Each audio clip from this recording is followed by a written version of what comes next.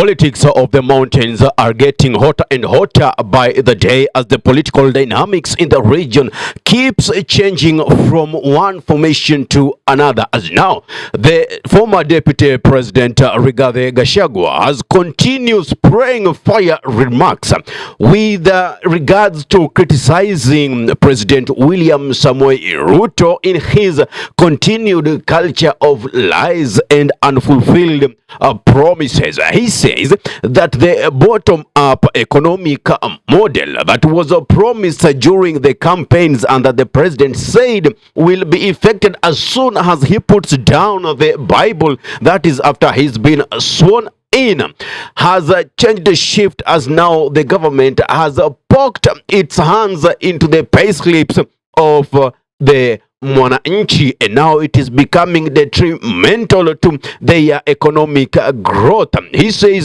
that the mamambogas, the borders are not receiving that trickling down effect where money was supposed to come from the top and trickle down into their pockets. Nonetheless, what is happening is the direct opposite of what they promised. Listen to Gachagua as he dismantles William Samoei Ruto in the mountain region, to be specific, in Embu. Na William Ruto na serikali ni ahadi za uongo. That is our problem. Mambo ya uongo, Bishop. Tuliahidi hawa watu wote wetu ya kwamba bottom up economic transformation agenda ni ya kuweka pesa kwa mfuko ya kila Mkenya. Instead, ile kidogo walikuwa nayo kwa mfuko, serikali ikaingia kwa mfuko ikato. Sidio ilifanyika. Gachagua did not stop there. He even said that we have seen them ferrying people with tippers, with lorries to the regions of where they want to conduct their rallies. No problem. People are in need of money. Take their money, but tell them, let them not waste too much time there because you have certain things you want to do. And again, bring money, but don't continue to insult our leaders within the region. Watu ya eneo hili ya Mlima Kenya wamesema wale wanataka kuja kutuletea pesa, mkuje na pesa mingi. Tuko na haja naye. Lakini kuja kukemea, kusomea na kutukana viongozi katika mlima haiwezekani.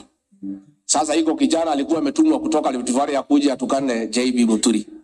Akaambiwa na Waembu, wewe leteni ile pesa mko nayo alafu mtoka mfanye nini? On the issue of abduction and extra-judicial killings, Maragua MP has hit harder on Aden Duale, who's now calling for the resignation of CS Justin Muturi, just after his continued hitting hard on President William Ruto's regime on issues abduction. Now, you'll remember that Justin Muturi is one person who has experienced the effect of abduction firsthand as his son was abducted. He said that he tried reaching Nuruddin Haj and as a couple of security personnel who are in those high-ranking positions, and none of them was giving him satisfactory responses. They kept saying they don't have his son, but they are trying to follow up. Immediately, he goes to State House and meets William Samoei Ruto. Then Ruto calls Nuruddin Haj and asks him, do you have the son of Muturi? And Nuruddin Haj says, Ndiyo mkubwa, yes, we have him. Then we shall release him in the next 1 or 2 hours. And after that, the boy is released. So this shows clearly that it is the niece under the watch of Nuruddin Haj, who is probably receiving who is receiving instructions from William Ruto, who are conducting these abductions. The fruit does not fall far away from its tree. You get it? When it comes to answering Biden Muturi, it should be Aden Duale. He has no moral authority to tell Justin Muturi to resign. That is to show that he does not understand the Constitution. Let him go and tell his boss, His Excellency William Samoei Ruto, to consult the Constitution if they are man enough and do what they have been told to do. That was not the only person who was hitting hard on Duale. The other leaders also, especially women leaders, have also continued hitting hard on Duale, telling they don't have the moral authority to tell CS to resign. And they say Duale is trying to defend his king's man, that is Nurdin Haja. Are they assure that he's the one conducting these abductions, and to a larger extent orders coming from Ruto, and this does not augur well with them. For instance, we've seen all that has been happening. The other day, we just saw 3 who were abducted. Out of 3, 2 of them were released. Unfortunately, dead bodies. JB Muturi, kijana yake alitekwa nyara. Kitekwa nyara, tunajua ni nani alimteka nyara. Niece Nurdin. So when Duale, you are talking about Muturi resigning, we know you are trying to preserve your kinsman Nurdin Haji, because Muturi, you asking Muturi to resign because of telling us the truth. IG anasema hajui, DCI anasema hajui. But then Muturi knows. So he kept on taking Kenyans in circles. Huyu hajui. Muturi knows that it is niece. And they released the son on instructions from the president himself.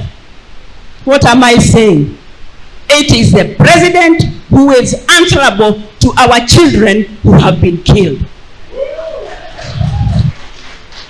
There is no other way. I know they told me that I'm shooting from the hip, but I'm only saying what is there. What can we read here? We can see that we have a reactionary government. We have a reactionary regime. We have a regime that prefers defending itself after a problem has escalated. A regime that prefers reacting to each and every comment, each and every problem that is coming, instead of getting down, talking it out, and making sure that they take preventive measures. Because I believe these abductions are things that can be stopped if the government wants to stop them. The issue of extrajudicial killings can be stopped if the government actually wants to stop it. It is not something that is just happening in their blues, because why should I be a sympathizer of the government to an extent I go and kidnap someone who's criticizing the government, or someone who says certain things that I'm not in agreement with and seems to be implicating or giving a different image from what you wish to be seen by other people for the government. You know, normal mwananchi, we don't have that capacity. I mean, anyone who has the capacity to abduct someone, it means there are things that are so well coordinated. And that's why I'm saying the government should be people that are taking caution. You know, these natives say that, says it's better to treat something or to take precaution instead of waiting it to happen and now trying to find a doctor. You understand that? If you really know that if I'm bitten by mosquitoes, I'll get malaria. So what do? Sleep in a net. If you know you're going to mosquito-infested areas, what do? Take anti-malarial drugs prior to your visit, and also make sure you carry. Yes, that is it. You see, you take preventive measures. You don't come and react. You've been beaten. Now you are suffering. That's now when you want to take action. That is precisely what this government is doing.